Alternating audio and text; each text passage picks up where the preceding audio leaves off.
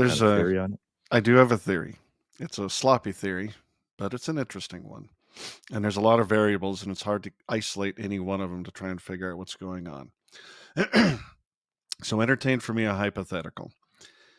Let's say you have a government that's nothing like the one America was founded on, with a constitution that's designed to keep the government small. Private property and freedom of association are basically the rule of the day. In such a system, it's like you would end up getting a right wing government by today's standards, just sort of because that's what that means. But that's not the way things are. So let's say you have huge governments that distribute resources in crony ways in the country, this hypothetical country. It makes perfect sense that these countries are going to drift socialist, and they should be doing so in big numbers.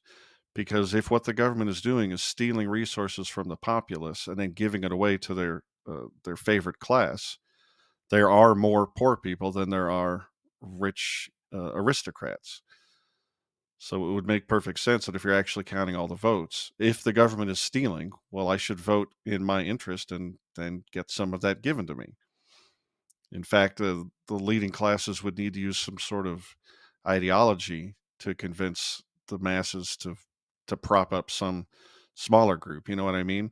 Like the military industrial class isn't that large a number of people, but we funnel enormous amounts of money to them because we've got the population terrified that if we don't, the Koreans or the Chinese or the Soviets, or the terrorists in the Middle East are going to all kill us. So if the government is stealing from everybody, it makes sense that socialism will be attractive. So the question then is, since we have these enormous governments all over the country, all over the world, why are a lot of them turning right wing now?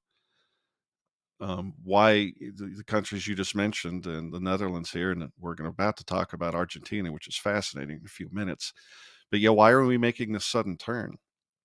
And I can think of two reasons, and both are understandable. The first is that the more you introduce socialism into your country, the more horror, despair, starvation, and economic nightmares you're going to get. I mean, this is almost an empirical fact at this point. It certainly is uh, uh, a logical fact. So once things get horrible enough, once you get runaway inflation, you maybe it's too late, but you make a turn towards a smaller government to try and fix it. And the other one, which is why so many on the left are calling these far right leaders and elections so worrying and so fascistic, is because I think they're a reaction to the fact that there's so much immigration coming into these, especially Western European countries, with people that have gotten, their own nation states in the Middle East and elsewhere have been obliterated. And so they're coming as refugees into these countries. And these new people don't want to live the same kind of political life as the people who were there before. A lot of them want Sharia law. They certainly don't necessarily want to live in the system of the colonialists who have been oppressing them for so long. So you've got this situation where you've welcomed these people in, and these people might just want to tear down your whole civilization. I mean, it's getting rough out there. And so it is a perfectly reflexive, natural reaction to have a right wing nationalist, somewhat racist response to that. And I think you're seeing that. Okay. So you think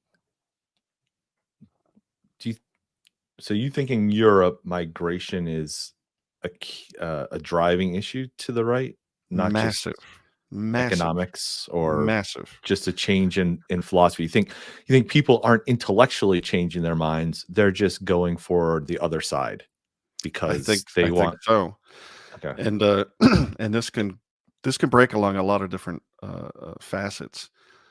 Like if you're getting a huge tide of immigrants, it's going to turn into an ethnic test. Right wing ethnic nationalism is your natural reaction. If you have a huge welfare state problem, and it's destroying your currency, you're going to get uh, a switch towards right wing austerity policies. You're going to get some sort of a pendulum push back against what it is that you think is destroying your country, your polity. And no matter which way that breaks, it's going to be called right wing, and it's definitely going to be populist. And we're seeing that pop off in all sorts of countries, including our own. I mean, what was the election of Donald Trump, if not that?